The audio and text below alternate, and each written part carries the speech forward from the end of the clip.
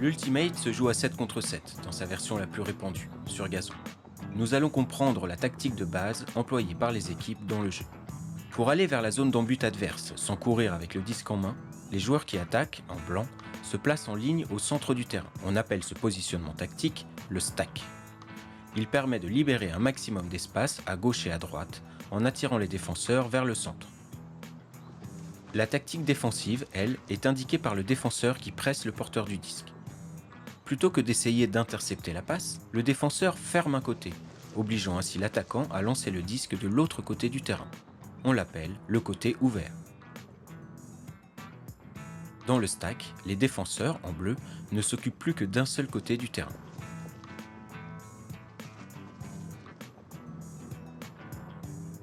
La ligne d'attaque se déplace en fonction de la position du disque sur le terrain, le but étant toujours d'optimiser l'espace disponible.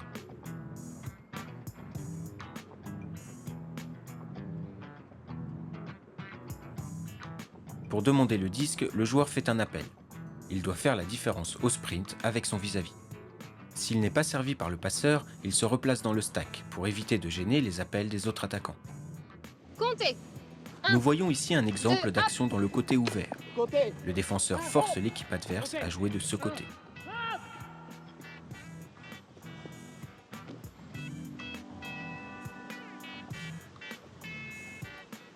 Il peut également, en plus de son appel, réaliser un contre-appel dans le côté fermé.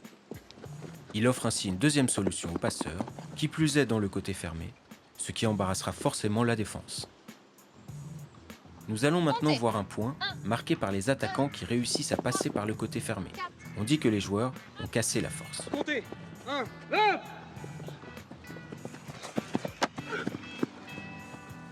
Quand le côté fermé est forcé par les attaquants, la défense est prise à défaut.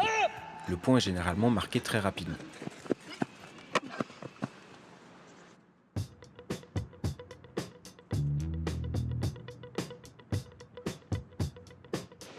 Pour commencer une partie d'Ultimate, les deux capitaines se réunissent pour réaliser un toss avec deux disques. Soit les deux disques retombent du même côté, soit ils retombent chacun d'un côté différent. Le capitaine qui remporte ce toss décide de commencer le match en défense ou en attaque, ou bien il choisit le côté du terrain qu'il souhaite occuper au départ. L'équipe qui attaque, en blanc, doit alors se placer dans sa zone d'en-but, et chaque joueur doit avoir un pied sur la ligne et ne pas bouger. Chaque joueur en défense se positionne face au joueur adverse sur qui il devra défendre. Une fois les deux équipes prêtes, le joueur qui a le disque signifie d'un geste que le disque va être lancé. L'équipe qui défend lance le disque le plus loin possible dans le terrain adverse, et l'attaque peut commencer de cet endroit. Ce lancer d'engagement est appelé le pull.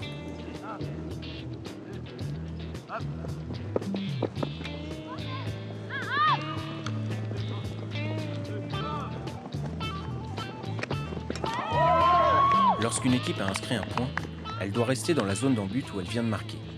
De ce fait, chaque équipe joue tour à tour dans une zone, et les conditions climatiques sont les mêmes pour chaque équipe. À chaque point marqué, les deux équipes peuvent changer autant de joueurs qu'ils le désirent.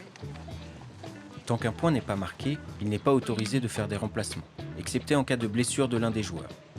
Si c'est le cas, l'autre équipe a également droit à un changement. Une fois les changements de joueurs effectués, les deux équipes se remettent en place dans leur nouvelle zone d'en-but et lancent le disque pour engager la suite du match. Il arrive que l'engagement ne soit pas réussi, si le disque atterrit hors du terrain. L'équipe qui attaque peut alors appeler la règle du milieu. Elle reprend le disque au point de brique, situé à 20 mètres de sa zone d'en-but. Nous voyons l'équipe en bleu qui attaque vers nous. 3 joueurs de cette équipe sont placés en arrière, ce sont les passeurs. Les attaquants, eux, forment une ligne d'attaque au centre du terrain. L'équipe en blanc qui défend force les bleus à jouer sur un seul côté du terrain.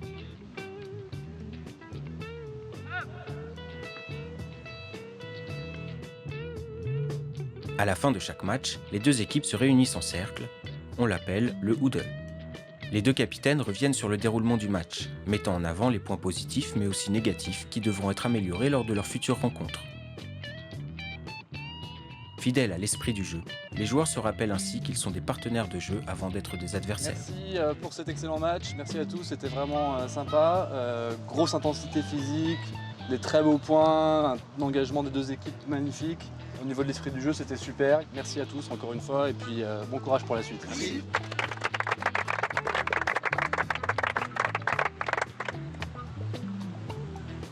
Ce qui était très agréable, c'était l'engagement qu'ont mis les deux équipes. C'est pour ça qu'on aime l'Ultimate. C'était un très bon match. Donc merci à vous pour ça et bon courage. Merci.